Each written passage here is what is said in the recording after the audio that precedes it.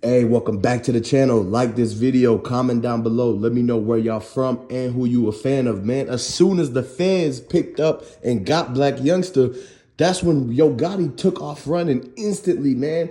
Because he knows at the end of the day, if they already got Blac Youngsta, then it narrows it down to where he's next. Man, the only reason that they got Blac Youngsta anyways is because Yo Gotti's brother was already the one that got asked all the questions that he gave all the answers to. Like, he ain't had to do that, but they knew if he would have took the fifth, that they would have just put it right to trial and threw 100 years at him. And he knows he can't beat that. That's why he had to tell Yo Gotti, I'm sorry. He said, I'm sorry, Yo Gotti. I'm sorry, brother, but I have to do what I have to do. And one thing y'all got to understand is that the loyalty only goes so far. That's why before any of y'all, anybody out there that gets involved and gets into the game, you got to understand that the loyalty only goes so far. If it's them versus you, they going to always pick themselves, man. You feel me? So one thing about it is that anytime where the pressure is applied and things hit the fan and everybody's back against the wall, is every man for himself, and that's always how it has been, man. And there's no exclusion when it comes to Yo Gotti, CMG, and Blac Youngsta. And that even includes Moneybaggyo and basically Big 30 and everybody that's kind of been close to the situation, due to the fact that when you got one person that's literally the right-hand man of Yo Gotti, who's the ringleader of CMG. He's the leader. He's the guy who's all the way at the top. He made it. Right? So he's the one who's in control of CMG. And so when the leader's brother starts telling and snitching, that's when you know all loyalty is falling apart, is meaningless at that point to them. Because at first they talking about, oh yeah, we gonna get away with this, we gonna do this, and ain't nobody gonna be able to stop us. You know, nobody, we never gonna tell, we ain't never gonna fold. And then as soon as them boys come and pick them up and they hop up out on them, and they sweep the whole place, cuff them up and ask the questions, they start crying and they start telling, man, because they kept going. They didn't even have to ask them for more details. They just kept going and going and going, and they just kept bringing in more snacks and food for them to tell on. So it's already out there. The word is out there. They know what really happened because the dude who's seen it all told them everything. And so that's why they came after Blac Youngsta. He could only hide for so long. He tried to go across overseas. He tried to go to Mexico, but it didn't work out. He had to come back eventually. And so one thing about it is that's why Yo Gotti was like not being close and hanging out with Blac Youngsta. If you haven't realized, we haven't seen Blac Youngsta and Yo Gotti together in a minute, in a while, since last year. It's been a whole year. It's been a whole nother new year and everything like that. And so that means that just like how Lil Durk and King Von couldn't be with each other, they already got in paperwork saying that if Yo Gotti and Blac Youngsta is next to each other, then they is up to something. And so that's why they not supposed to be next to each other and seen together, because then that's when the boys, they watching. You gotta believe that the feds is already watching, due to the fact that they figuring out when is the right time to hit the RICO, or if they're going to do it or not, because they have to get the green light. But in the meantime, they sitting back and watching, because the feds is a 99.99% success rate. It's like hand sanitizer when it comes to the feds. They're going to always basically get their way. And so they watching, and as they watching, if they see Blac Youngsta and Yo Gotti together riding in the Bentley again, that's when they're going to swoop in and literally surround them and barricade them to make sure that they don't get away, because that's the two people that they've been looking to try to talk to for the longest time. They still got to ask them a lot of questions. They still got to basically bring up the fact, oh, okay, did you guys have any history altercations with Young Dolph on this weekend? Oh, how do you know, what do you know about the cookie shop? Are you closely related to them? Is Makeda's Raven signed to CMG?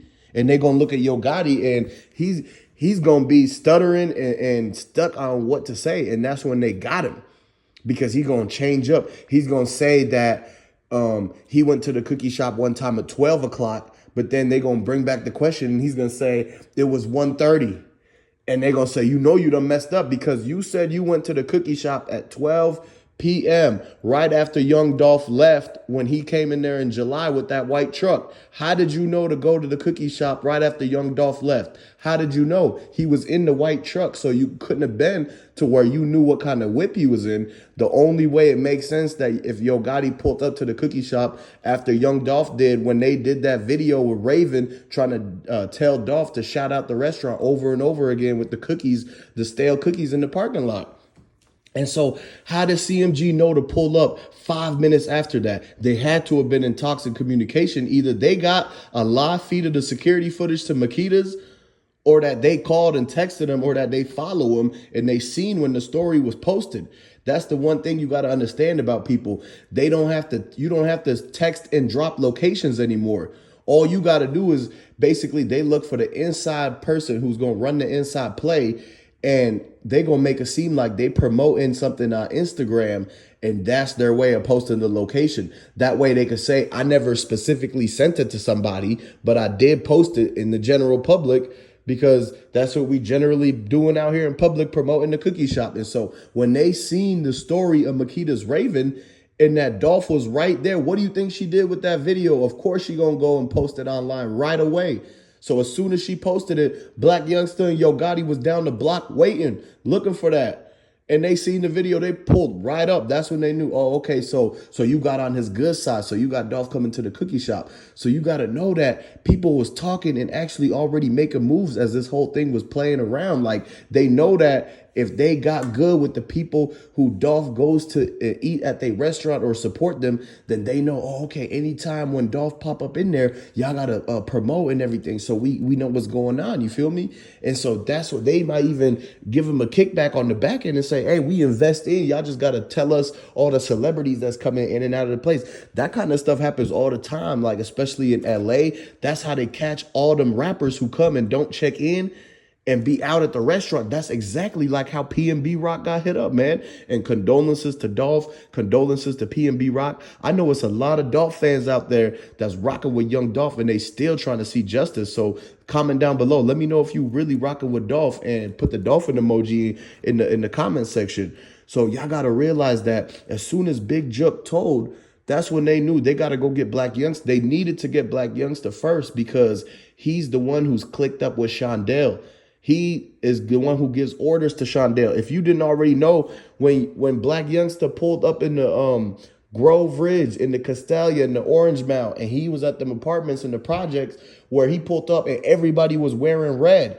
Him and Shondell pulled up on that street, banging on everybody, telling them to, flashing the hammer and everything, saying, where's Dolph? Where's Dolph?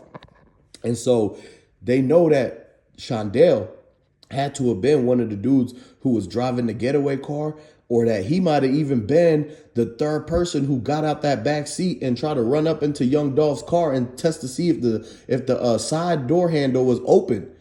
Because you got to understand, they know that he had $200K in that Chrome Heart bag, and that was in the trunk.